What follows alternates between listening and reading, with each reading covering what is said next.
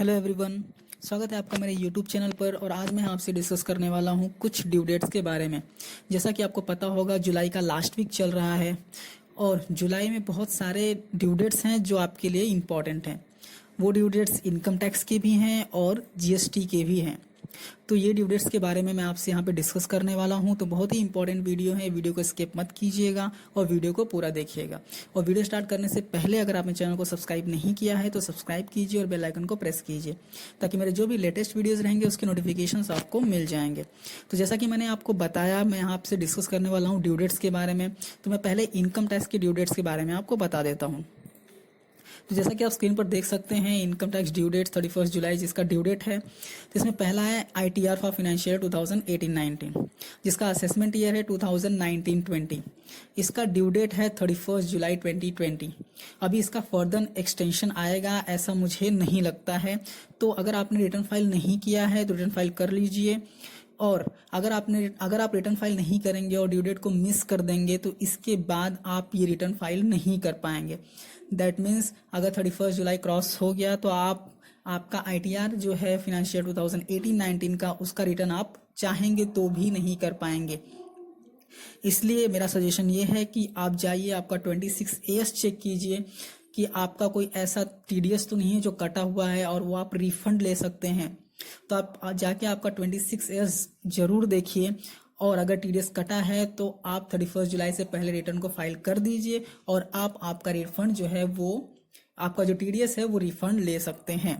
अगर आपका टीडीएस नहीं भी कटा है और आपको रिटर्न फाइल करना चाहते हैं तो आप रिटर्न फाइल कर सकते हैं, क्योंकि रिटर्न फाइल करना फ्यूचर में डेफिनेटली हेल्प करता है। आपको कोई भी लोन लेना है या फिर कोई अदर रिक्वायरमेंट रहती है जिसमें रिटर्न फाइल की ज़रूरत पड़ती है, तो आपको रिटर्न फाइल करना ही चाहिए।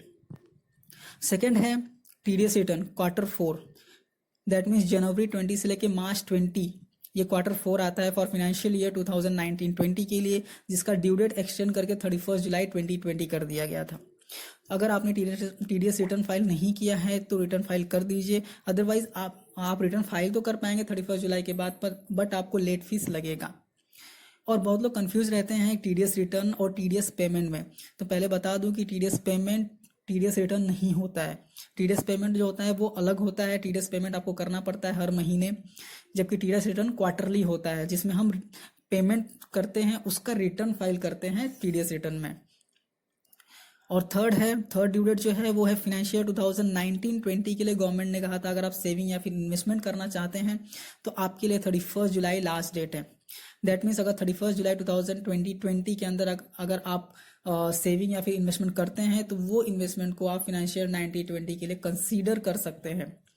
तो बहुत लोगों का मुझे डाउट आया था कि गवर्नमेंट को कैसे पता चलेगा कि जो मैंने इन्वेस्टमेंट्स किए हैं वो फिनेंशियल 19-20 के लिए किए हैं या फिर हमने 19-20 में उसको कंसिडर कर लिया है।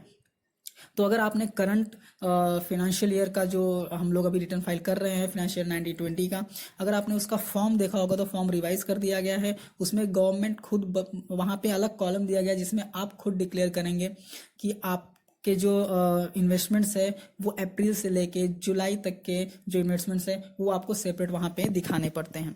तो रिटर्न में ऑलरेडी फॉर्म्स के रिटर्न्स के जो फॉर्म्स हैं उसमें अलग अलग कॉलम दिया गया है, जिसमें आपको खुद बताना पड़ेगा कि आपने अप्रैल से लेके जुलाई तक कितना इन्वेस्टमेंट्स किया हुआ है।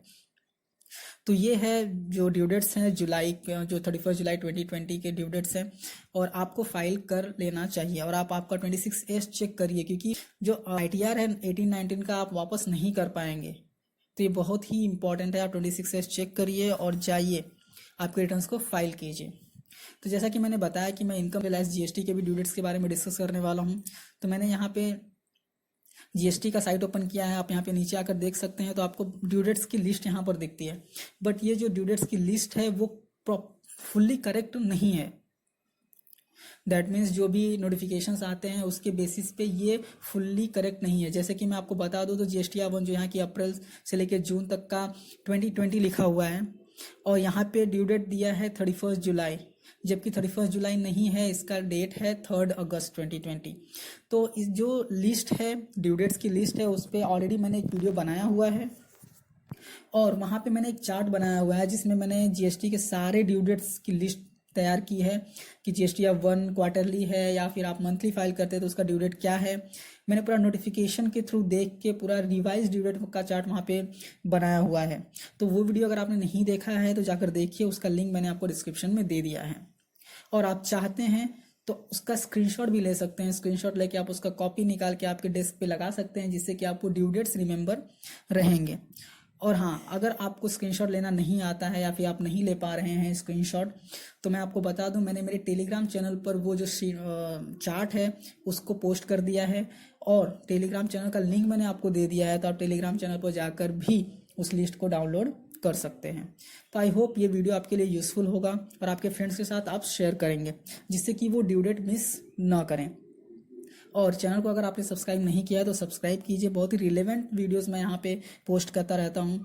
और सब्सक्राइब करने के बाद बेल आइकन प्रेस कीजिए। बेल आइकन प्रेस करने के बाद ऑल पे आपको क्लिक करना है, ताकि मेरे जो भी लेटेस्ट वीडियोस रहेंगे उसके नोटिफिकेशंस आपको मिल जाएंगे। Thank you so much and all the best.